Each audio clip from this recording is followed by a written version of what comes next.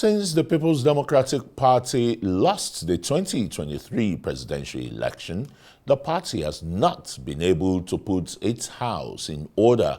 While the party is still battling with that, the Rivers State crisis erupted between former Governor Nyesom Wike and incumbent Sim Fubara. The recent crisis is whether the acting national chairman, Damagum, should leave the seat for another person from the North Central. On all fronts, it seems the PDP has more crises than it can handle. Let's have a conversation with the party's spokesperson, Honorable Debo Ologunagba. Very warm welcome to Newsnight. Good evening. Thank you, Christian. Good evening. Nice to be here.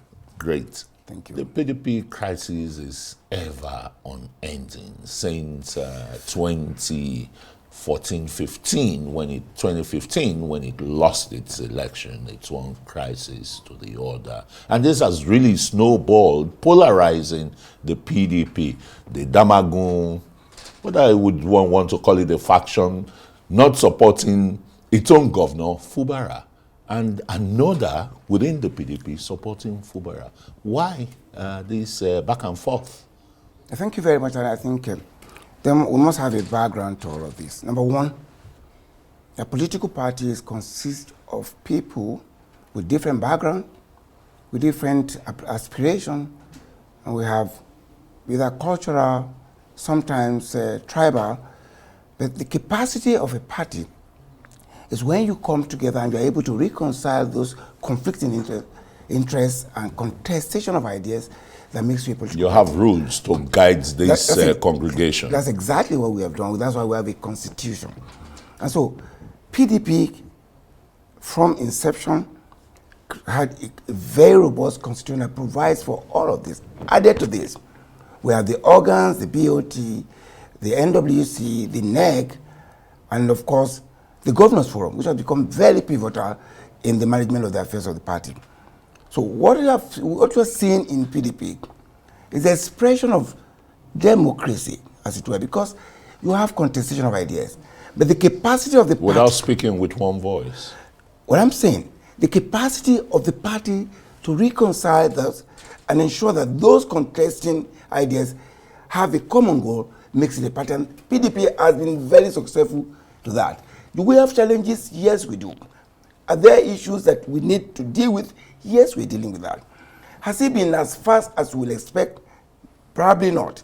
However, this party has remained a bastion of democracy for Nigeria. And that's why we are interested, we're excited with the way Nigerians are interested in what we do. And that's why each time you have this conversation, we're excited to participate because they want us to be better. Conversely, Nigeria they begin to have a conversation about where were we with the PDP years of 16 years? And with nostalgia, they begin to have a comparison. PDP was in government for 16 years. That was when Nigeria was able to pay off its debt. That's when we were able to have a steady economic growth and microeconomic policies. Well, those are glorious days. Absolutely. Let's talk about today. Correct. So that your party can make projections into the future. Correct. Take, for example, the main opposition party, the PDP. Some political watchers feel that you're not being proactive when it comes to criticism, constructive criticism here. The NSAS protest, for example. Correct. Is your communique on it, condemning it, not coming too late when Nigerians have moved on? That's not correct. Yeah. Obviously, your network has been very, very effective and assisting in this. And I need to draw your attention to this. Before the protest, we were very careful because the government was so impervious to correction. They were so deaf and dumb to listening to alternative views. And if you see a trajectory since the inception of this government, which we have said, really, APC is not a party. It's a kind of... But they are holding very strong. No, well, they've ruled 8 years, 9 years plus going now. Excuse me. Why would you say it's not a party? They are holding strong. Because a party should think about the people. What is the purpose of government? Under the Constitution, it is the welfare and security of the Nigerian people. Can we say in the last 8 or 9 years that Nigeria is secure? Can we say that the economic behavior policy of the APC had improved the life of Nigerians? The answer is no, and we all know this. And the basic thing is to compare the price of food items today, the insecurity. Only last week or a few days ago, an emir or a traditional ruler in Sokoto was killed. Now we're getting numb to violence as a way of life. It is becoming like the new normal. We don't want that. That's why the PDP, that's why Nigerians are clamoring that PDP should quickly get its acts together, come together, so that we can provide the alternative. But it doesn't seem as if the PDP is getting its acts together. Well, let me just put it now. Yes, sir. A member of the BOT, Chief Bode George, has just declined to serve in the Reconciliation Committee set up by the party. Given what reason? He had said that the major crisis, that bedevils the PDP erupted during the 2023 elections, the nomination of former Vice President Atiku Abubakar, and it should be looked into. No, I mean, how do you That's an elder statesman in your party. Fine, sir. It is important. I'm not here to join issue with any member of our party or a leader of our party, but it is to clarify information so that people will not be misled with any information that is either half-truth or not completely true. I can tell you this. How do you do reconciliation if you don't start talking? Ukraine and Russia, they're at war. They say exchange prisoners of war. What does that mean? There's conversation.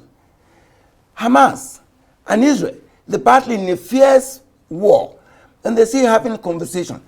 When an elder statesman says, oh, because of what I have is not perfect, I'm pulling out. Again, he has the right to pull out, but that does not make the party weak.